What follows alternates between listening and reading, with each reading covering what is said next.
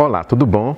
Vamos seguir nossa caminhada, nossa Létio Divina pela carta de Judas.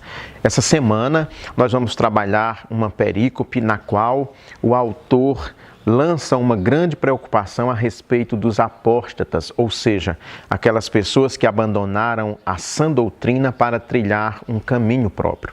Apenas resgatando, Judas se apresenta como irmão de Tiago e servo de Jesus Cristo. Os estudiosos todos são praticamente unânimes em dizer que Judas era meio-irmão do Senhor Jesus Cristo, assim como Tiago, que é autor de uma carta no Novo Testamento. Judas, então, escreve essa sua carta para várias igrejas e não para uma igreja em particular. Por isso que ela faz parte do conjunto de cartas que nós chamamos de cartas católicas ou epístolas universais. Vamos ler aqui 2 versículos e fazer uma breve reflexão sobre as preocupações do autor desta carta. Esses homens, porém, difamam tudo o que não entendem.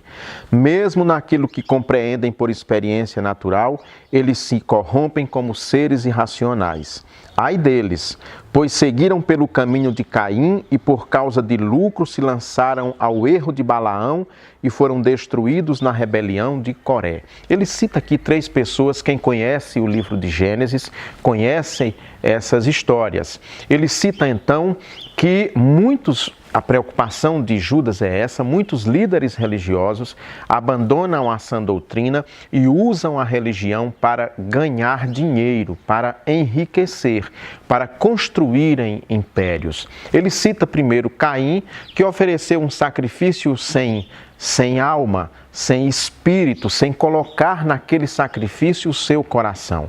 Caim era apenas um homem que encarava, digamos assim, a religião como algo externo, como uma religiosidade, um cumprimento de um dever.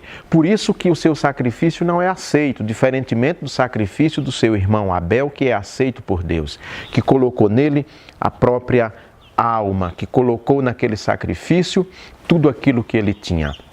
Ele cita depois aqui o caso de Balaão, um falso profeta que vaticinava e fazia profecias recebendo dinheiro de acordo com aquilo que o cliente lhe oferecia. Ele é então convidado para lançar maldições sobre Israel. Uma história muito interessante, muito bonita também. Balaão é o típico pastor, é o típico líder religioso, seja padre, bispo ou quer que seja, que se coloca a serviço do poder, do dinheiro e coloca então a fé para ser como que um degrau para conseguir os seus objetivos.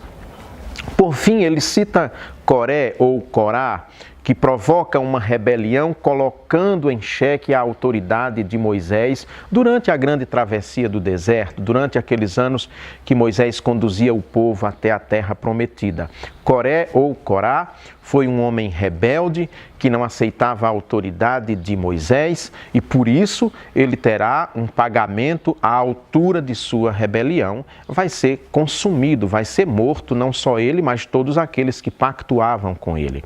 Judas está chamando a atenção da igreja do seu tempo e da igreja contemporânea para esses líderes religiosos que colocam o dinheiro como ponto principal de todo o seu ministério. Na verdade, eles são servos de outros deuses, de falsos deuses, de ídolos, de Mamon, que é o deus do dinheiro, de Moloque, ou de quem quer que seja, menos do verdadeiro Deus, do Deus de Israel, o Deus de Isaac, Jacó, o Deus do Senhor Jesus Cristo. Ele então adverte a igreja do seu tempo e essa advertência vale para a igreja de hoje, para que nós possamos sempre olhar para os nossos líderes, para aqueles que estão à frente de um grande rebanho e verificar se o que eles estão fazendo é mesmo um pastorado autêntico, que tem como fundamento a sã doutrina, a doutrina dos apóstolos, ou ele está se aproveitando da sua influência religiosa para conseguir principalmente vantagens financeiras.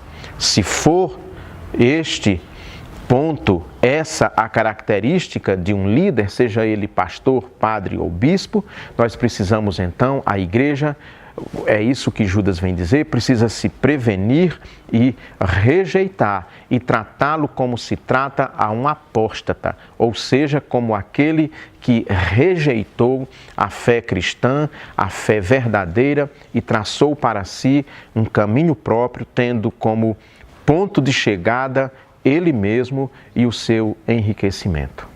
Esse é o tema que nós vamos tratar essa semana na nossa Lectio Divina pela carta de Judas. Se você gostou desse vídeo, por favor, curta, comente e compartilhe. E mais do que isso, vá ao Novo Testamento, no penúltimo livro, e leia a carta de Judas, toda ela, e viaje conosco pelas palavras que Deus colocou na boca e na pena deste grande escritor do Novo Testamento. Um grande abraço e que Deus o abençoe.